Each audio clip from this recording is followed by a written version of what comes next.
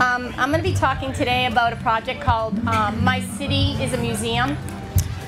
The idea is that, I guess even more so than My City is a Museum, I want to talk about how we need to use our communities as a resource for our students. We need to get them outside of the four walls that we call a classroom so that they can understand that learning isn't just about being in a classroom, it's about looking in your community and experiencing the history and the culture there. What happened was I was last year teaching Lawrence Then and Now at the Oliver Partnership School, and although it sounds obvious that you would want to take them outside the classroom and have them look around their community, it just doesn't really happen that much. But yet it transforms our students into and lets them see that learning doesn't just take place with a teacher in a classroom, but that actually they can look around their community and see it differently, okay? What we did for this project is one of the things we started with were the monuments right here in this common. We looked at the monuments and we were thinking about, well, what do we see when we look at one? When I started, I was thinking if we learned our inferencing skills, we could travel, students could travel anywhere in the world, any big city, Santo Domingo, Rome, wherever they are, and instead of ignoring the monuments around them, stop and look and think, well, what do I see here? What is this about? What do I notice about it? What can I learn from it? So the students were asked to do that right here in Lawrence. Now, when I tell people that that's what I was doing with my students, many of them would say to me, oh, that's really important because people don't pay attention to monuments. But it was funny, I found this, this article by an author. His name is Robert Musil, and he was born in 1880, died in 1942, and he wrote an essay about monuments. And he said, there is nothing in the world as invisible as a monument. One cannot say that they denotice us. They elude our perceptive faculties. This is a downright vandalism inciting quality of theirs. So I started thinking about how maybe it's our fault, like that, or not our fault, but you know what I mean, like we need to take more pro-action if we want people to pay attention to monuments, and it starts with our young children. And in fact, he went on to say, if we mean well by monuments, we must inevitably come to the conclusion that they make demands on us that run contrary to our nature, and for the fulfillment of which very particular preparations are required. So our students need to come into a common or out of their classroom, and they need to look at a monument and they need to try to make sense of that monument. So they have to really use their inferencing skills. I've done this with even younger students, like first grade. And what's funny is you would think that when you're working with first graders that, you know, what are they going to see? But it's amazing. Like, especially at first, if they're just like not giving you too much, they'll be like, oh, I see a word. And if I act all like, wow, yes, that's great, you see a word, what do you see? And then of course they think I'm crazy and they're like, oh, we can say anything, this teacher's gonna get excited with us. So then they keep wanting to say more and wanting to say more. But then all of a sudden they'll throw things at you that like give you a curveball. There was this one little girl, Deja, first grade, and we were looking at the World War II monument that's right over there. Here I have a picture that the students drew of it. It's this one, like that looks like this. If you walk over that way, you'll see it.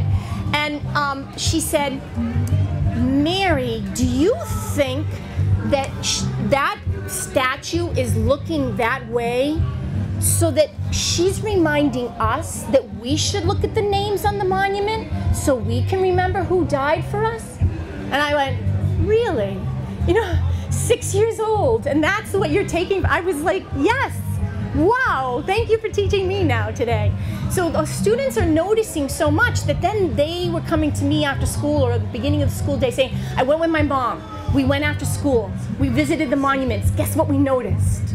So that it became more of a living thing. And in fact, when we went one time to the Campagnone monument, they noticed vandalism, they noticed some graffiti, and they were so upset. They said, who would do that to this monument?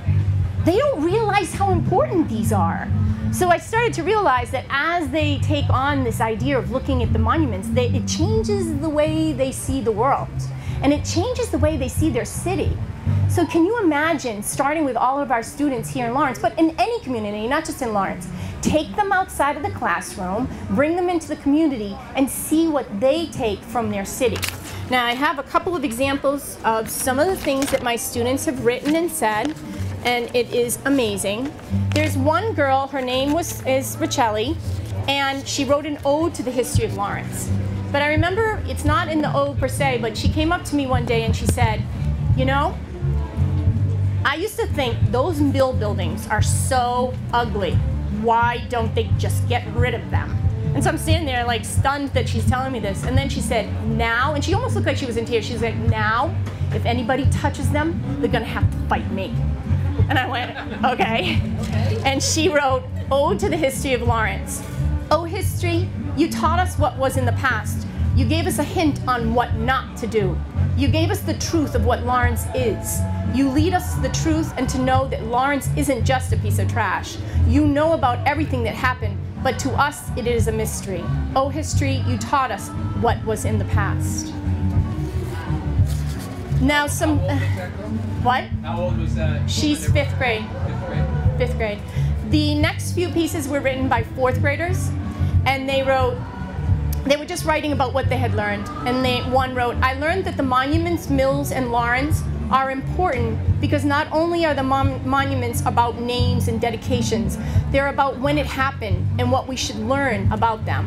Mills are important to us too because in the same way, those pictures and those names and those mills, they tell us a story. Another student wrote, I never knew how important Lawrence is, and now I know the history of the place I'm growing up in. Now, whenever I go out, I now know that history is all around me. I love Lawrence. And one last student wrote this. The stuff I like about Lawrence is all the places I study are the places I've seen, and they matter more for me than anything. I thought the statues were just old rocks that don't matter, but now I see it different to me.